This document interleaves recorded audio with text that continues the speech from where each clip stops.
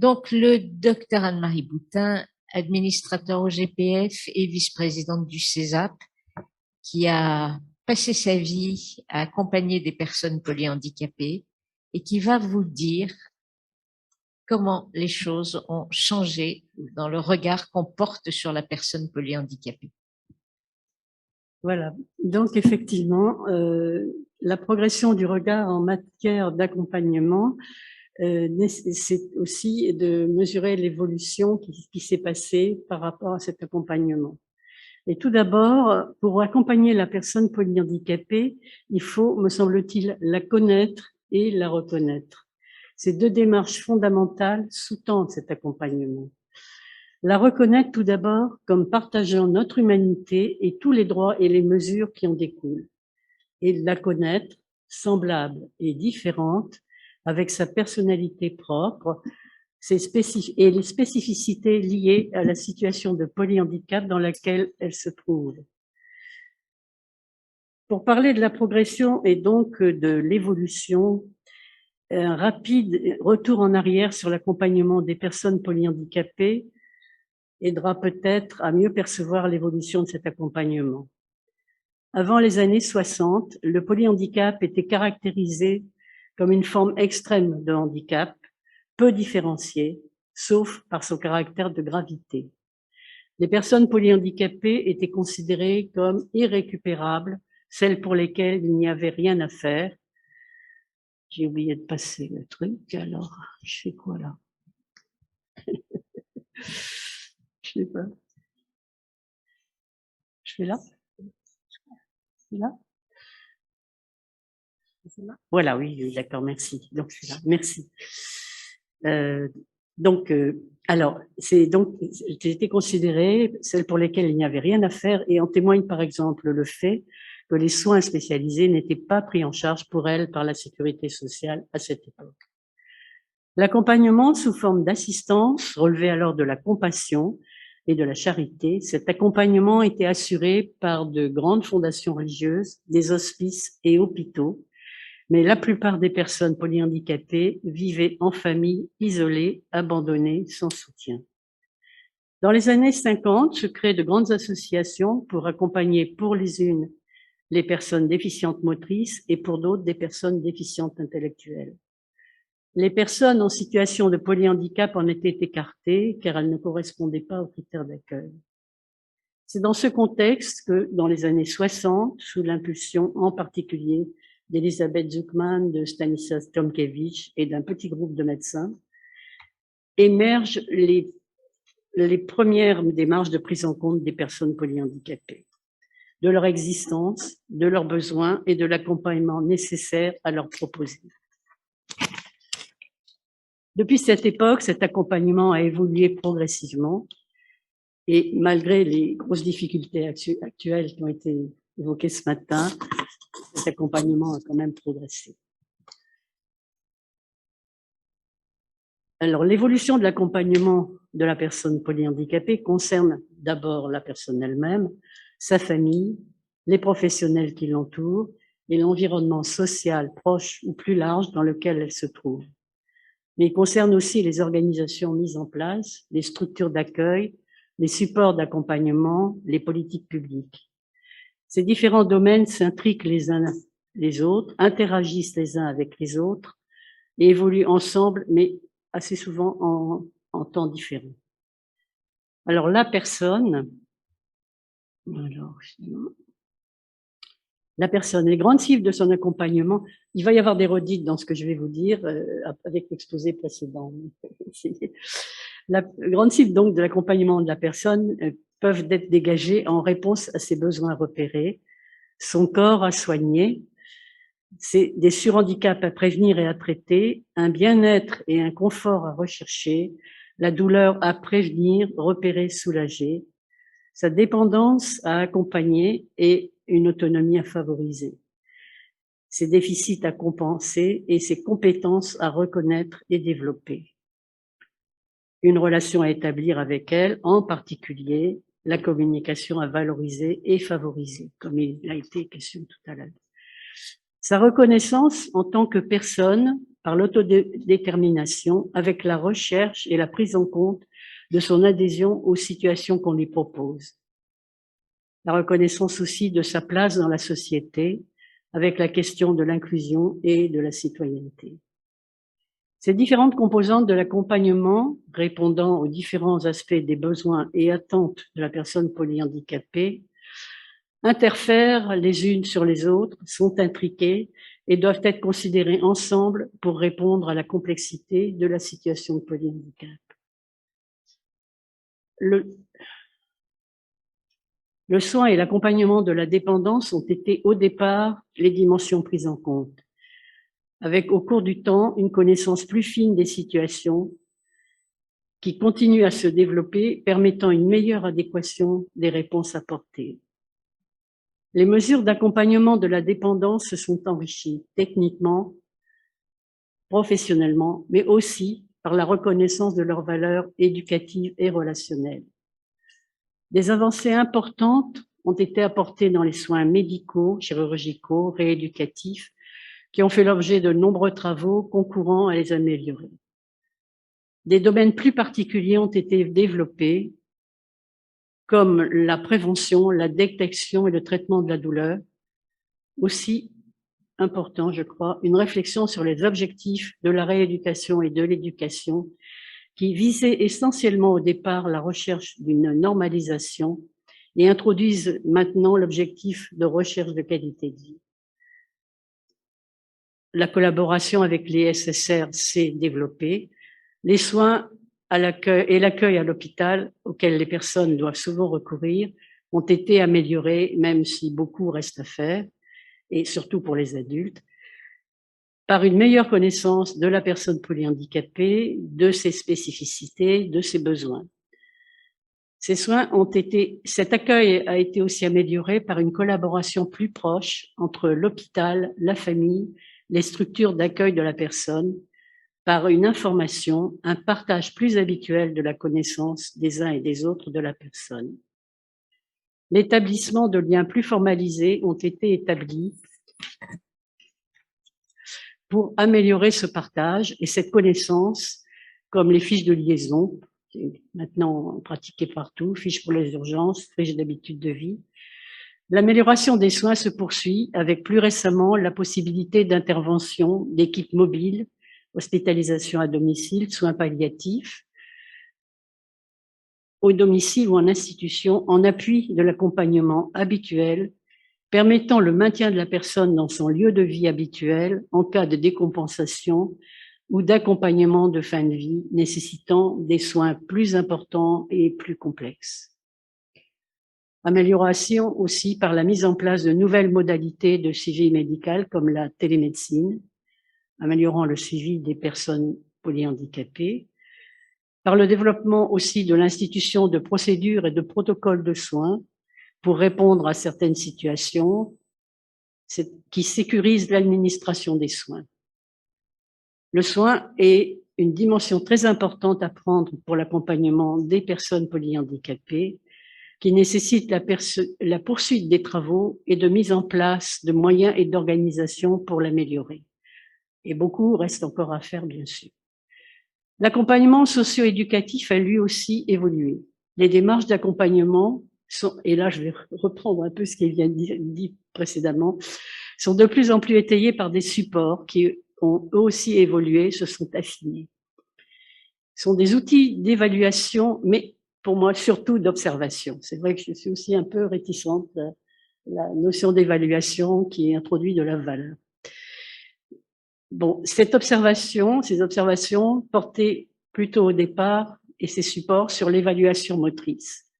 L'évaluation sensorielle des particularités sensorielles hypersensibilité de la personne polyhandicapée, dont l'importance et la spécificité sont de plus en plus repérées avec des outils plus ciblés et adaptés, et la reconnaissance des impacts de cette dimension chez la personne polyhandicapée, et l'importance de sa prise en compte pour son confort et son développement.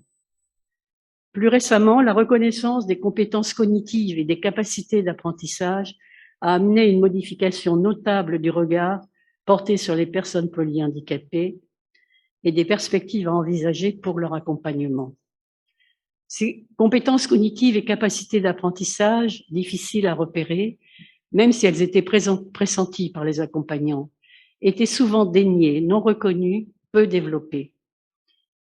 Pendant très longtemps, les personnes polyhandicapées étaient définies comme intestables par les outils existants de mesure de compétences cognitives, les QI, les QD par exemple. Ces compétences leur étaient donc niées. Ce n'est que récemment, avec la conception d'outils spécifiques, et en particulier l'ECP, permettant de repérer et d'évaluer ces compétences cognitives, d'affirmer leur existence, que des projets de développement de celles-ci ont pu être élaborés de façon plus structurée. Je crois que j'ai pas... Oh mince. J'ai été trop vite, bon, excusez-moi. Je ne sais pas comment on revient en arrière.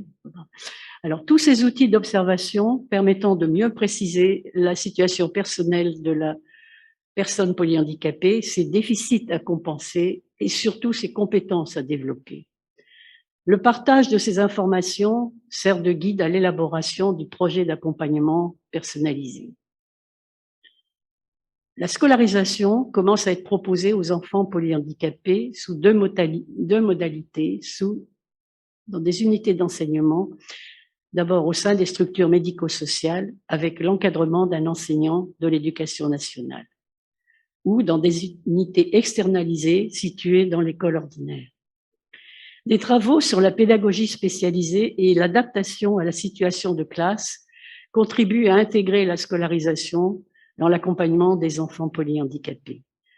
L'intégration de l'unité d'enseignement dans l'école ordinaire favorise la socialisation. Le développement de la communication qui a été dont je vais parler, mais je vais rapidement peut-être, le développement de la communication de la personne polyhandicapée est avec elle aussi un élément très important de l'accompagnement. Il a été de longue date une préoccupation avec un travail continu d'observation et de recherche sur les modalités de la communication de la personne polyhandicapée et avec elle, dans ses versants expressifs et réceptifs, et les moyens à mettre en œuvre pour son développement, se poursuit actuellement et s'enrichit. Les techniques de communication alternative et augmentative sont actuellement en plein développement. Les supports, les codifications gestuelles, les supports technologiques en amélioration constante avec les tablettes et plus récemment la commande oculaire qui est maintenant utilisée. L'ouverture à la vie ordinaire et l'inclusion est aussi un axe important de l'accompagnement. Pour les enfants, par la fréquentation des lieux ordinaires de la petite enfance et l'école, pour les enfants et les adultes dans les loisirs, et pour ces derniers, des modalités alternatives d'habitat sont proposées, les habitats inclusifs dont il a été question tout à l'heure, plus inclus dans la vie ordinaire, avec des organisations nécessitant des aménagements pour répondre aux spécificités de la personne polyhandicapée. La citoyenneté, l'autodétermination, valeurs universelles de tout être humain, sont des dimensions de plus en plus mises en avant, avec la nécessité d'une réflexion spécifique pour leur adaptation à la personne polyhandicapée. La famille, maintenant, qui est aussi dans cette démarche d'accompagnement, bien sûr, et sa place majeure dans l'accompagnement de la personne, même si sans doute beaucoup reste à faire aussi, on a une évolution dans le regard apporté sur la place de la famille et les relations qui en découlent avec les professionnels et dans les organisations.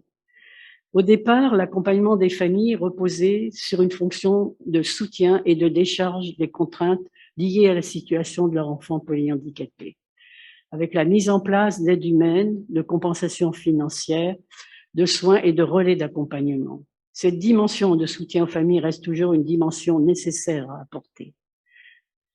Mais ensuite est venue, pour ces familles, la reconnaissance et la prise en compte de leur expertise dans la connaissance de leur enfant et dans la recherche des réponses à apporter à ses besoins et attentes. Et puis, progressivement, et la démarche est en cours, se développe le partage dans le projet d'accompagnement de leur enfant et dans la co-construction de ce projet. La paire-aidance maintenant entre parents au sein des associations a toujours été une ressource pour eux, mais ces associations jouent un rôle de plus en plus reconnu et important dans l'accompagnement des personnes polyhandicapées.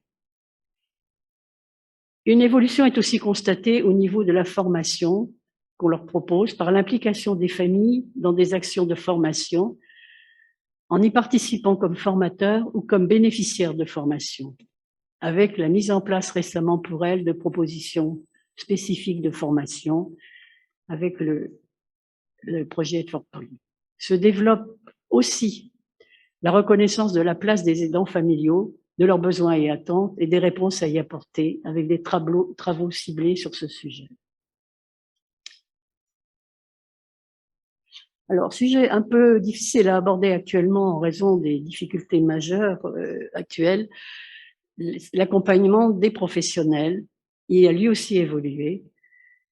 La multiplicité et la complexité des besoins et attentes à prendre en compte dans l'accompagnement de la personne polyhandicapée mobilise l'intervention de nombreux professionnels de formation, de compétences et de fonctions différentes.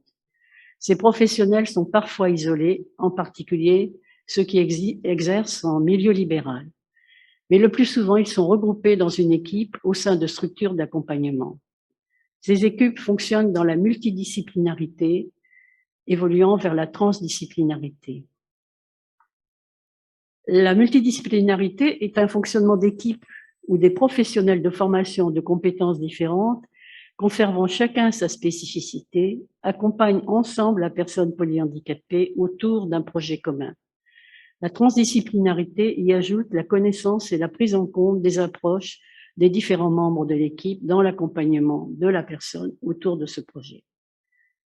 La nécessité de recours à des professionnels de compétences et de formations différentes, surtout lorsqu'ils sont dispersés géographiquement et professionnellement, peut être à l'origine d'un éclatement de cet accompagnement, avec un risque pour sa cohérence et une difficulté à rassembler autour d'un projet commun. De nouvelles fonctions de coordonnateurs référents sont mises en place pour prévenir ces difficultés.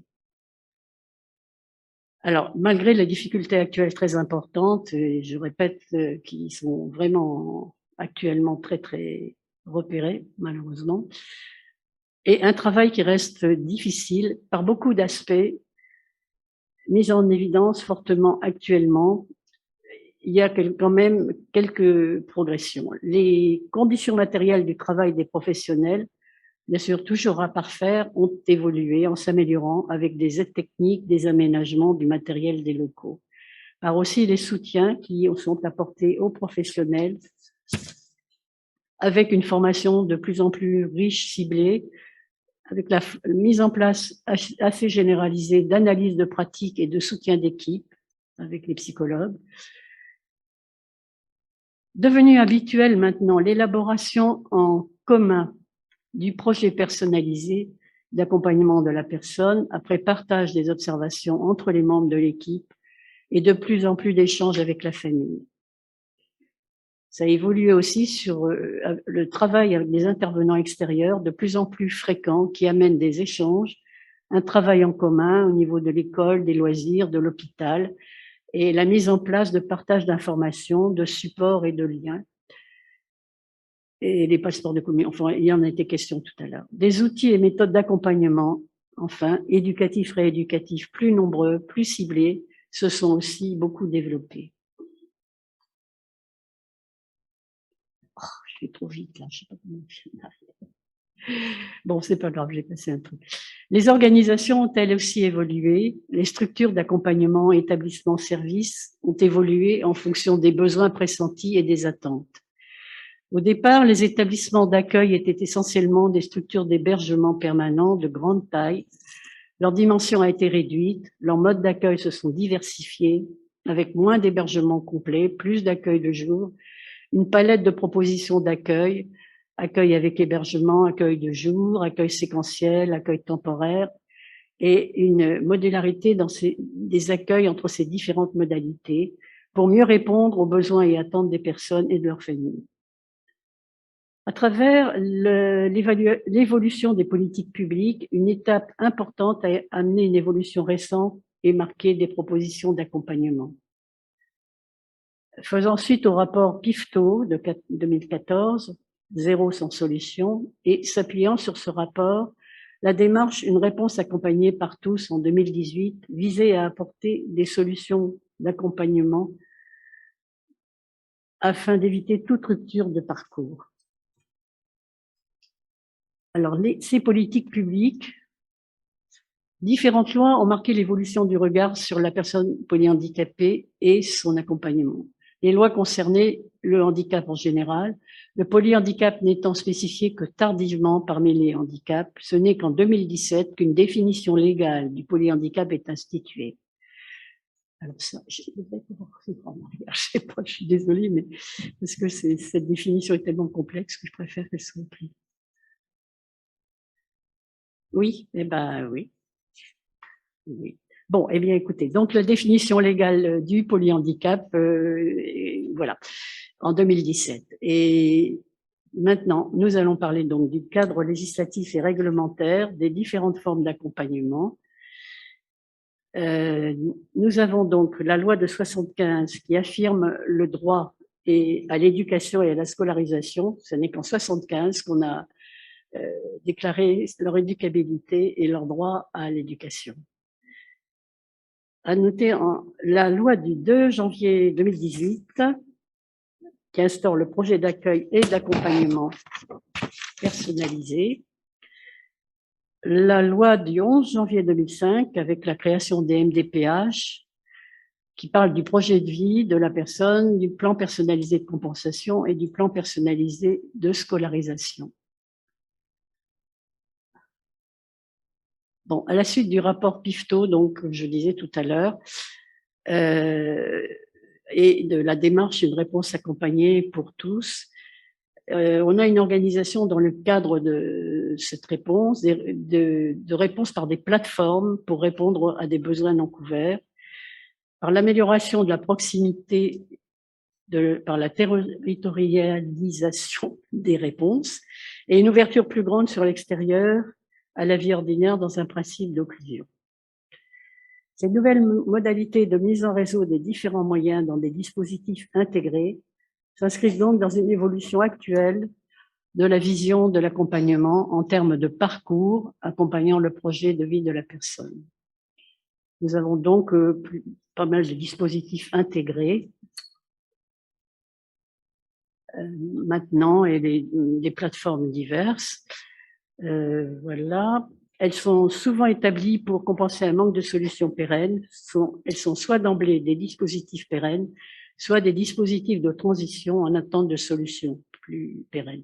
Elles sont souvent établies pour compenser un manque de solutions plus continues et ne doivent pas gommer la nécessité de ces solutions plus stables par la création de nouvelles places qui manquent fortement actuellement. Ces solutions transitoires, malheureusement, durent faute de moyens, de places, et ces moyens sont donc ajustés aux besoins fortement repérés actuellement. L'ouverture de nouvelles places est nécessaire pour assurer le parcours des personnes de façon adaptée. Bon, je vais accélérer.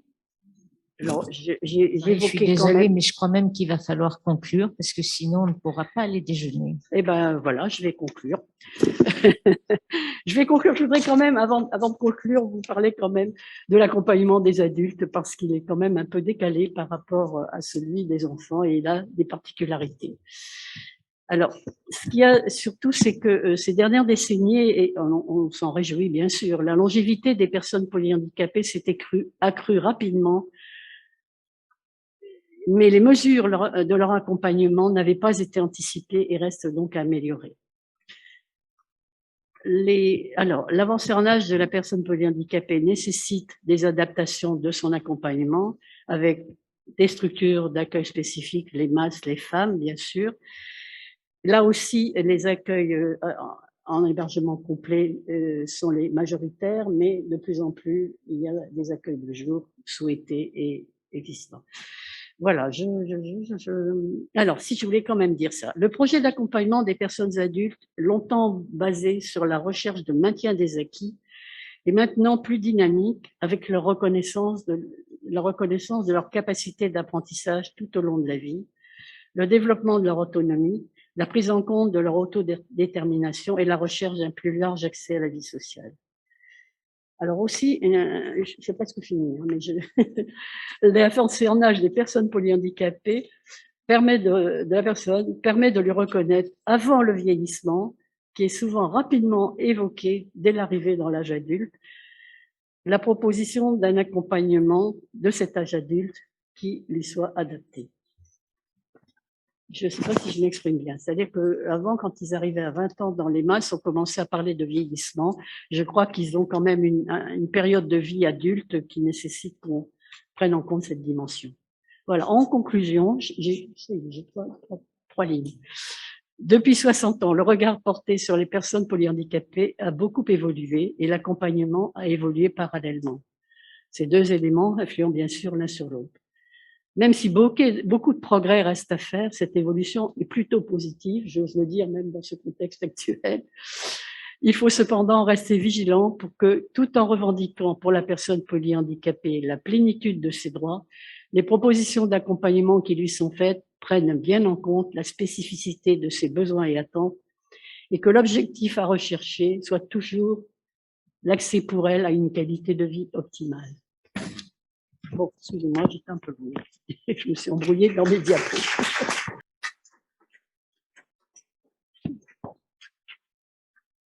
Alors, merci Anne-Marie pour cette histoire de cette prise de conscience des potentialités des personnes polyhandicapées dont il faut repérer, accompagner l'émergence.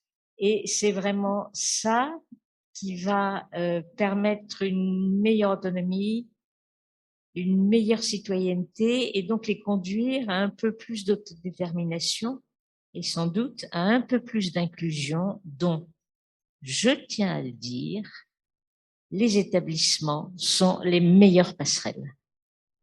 Je crois qu'on ne va pas prendre de questions, sinon personne ne pourra déjeuner, j'en suis désolée.